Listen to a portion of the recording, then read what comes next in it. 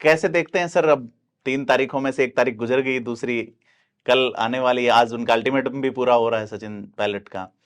तो ये जो हुआ है कैसे हो पाया होगा, क्या लगता है सर? देखो, अल्टीमेटम के हिसाब से कुछ बढ़ेगा वो तो अब लगता नहीं है जी। कांग्रेस ने एक तरह से जो विवाद है उस पर राख डाल दी है। इस राख में से कब किसकी तरफ से वापस चिंगारी वापस भड़काई कौन हवा जाती दे है, दे वो इसमें? देखने हाँ। हवा देगा, वो देखने वाली बात होगी। फिलहाल सवाल पायलट की तरफ ये रहेगा ही कि 3 जो मुद्दे उठाए थे उसमें कांग्रेस क्या करने जा रही है। अगर कोई समझौता हुआ तो निश्चित रूप से कोई बात इस पर भी हुई होगी कि जो आरपीएससी है उसको भंग कर रहे हैं या नहीं कर रहे हैं, आरपीएससी में अपॉइंटमेंट्स नहीं हुए उनको लेकर के क्या होगा, या दूसरे जो मुद्दे हैं करप्शन को लेकर के जो पिछली सरकार पर वो आरोप लगा रहे थे, क्या उसकी जांच शुरू होने वाली है, तो वो देखने वाली बात होगी। लेकिन जो दिल्ली से खबरें आ रही वो ये आ रही कि वापस राहुल गांधी आएंगे, उसके बाद में जो कल जो मुलाकात हुई थी वो आगे बढ़ेगी, उसके ऊपर जो फैसले होने हैं उसके बाद होंगे।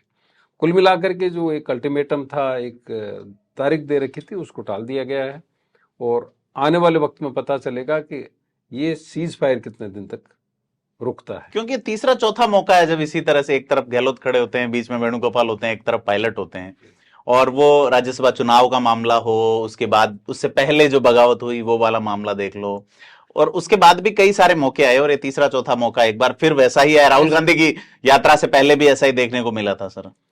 ऐसा लगता है कि ये जब भी विवाद होता है तो जो वेणुगोपाल है उनके लिए फोटो अपॉर्चुनिटी होती है, वो बीच में होते हैं, बीच में होकर के दोनों को खड़ा करते हैं जी। ये बार बार होता है जी, और कांग्रेस क्लेम करती है कि अब कोई विवाद नहीं है जी, है ना, घर में परिवार में कोई बातें होती है और ऐसा कुछ नहीं है।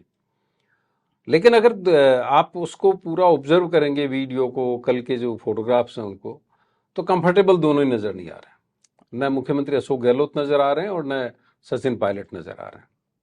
दरअसल दोनों के बीच में दूरियां इतनी बढ़ गई है कि उनको पाटना बहुत मुश्किल होगा कांग्रेस हाईकमान के लिए, और अगर पाट लेती है कांग्रेस तो आप ये समझ लीजिए कि कांग्रेस के अच्छे दिन आने वाले हैं।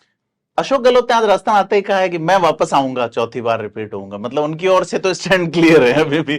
ठीक है, कल उनको मीडिया बार बार आग्रह करता रहा, एक 20 सेकंड का वीडियो हम देखते हैं जिसमें वो ऑल इज वेल की बात कहते हैं, लेकिन वो वेल मतलब अच्छा है या वेल मतलब कुआं है, ये समझ में नहीं आ रहा है सर। गहलोत का अंदाज वही जादू वाला ही होता है जी, वो अच्छे के लिए भी कह सकते हैं और कुएं में धकेलने की तरफ भी कह सकते हैं जी, तो है तो वेल ही, अब उसकी स्पेलिंग क्या है वो देखने वाली बात है। दरअसल गहलोत कतई नहीं चाहते कि सचिन पायलट रहे कांग्रेस में, और उनका बार बार जो उनकी टिप्पणी होती है, जिस तरह से वो कटाक्ष करते हैं, जिस तरह से सार्वजनिक मंचों पर वो सवाल उठाते हैं, उससे लगता है कि वो उनको भारी चिढ़ है पायलट से, है ना। और ये कहने की बात नहीं है कि पायलट से उनके मन में कितनी नफरत भरी हुई है, सार्वजनिक तौर पर वो नजर आती रही है। और ऐसी स्थिति में पायलट कितने दिन तक कांग्रेस में टिक पाते हैं, ये पायलट की सफलता होगी। एक तरह से कह सकते हैं कि अभी तक पायलट की कामयाबी ये है कि गहलोत का नहीं चाहते हुए भी पायलट बने हुए हैं और वो लगातार उनको तनाव दे रहे हैं। कल परसों किसी से बात चल रही थी तो उन्होंने एक बड़ा अच्छा एग्जाम्पल दिया।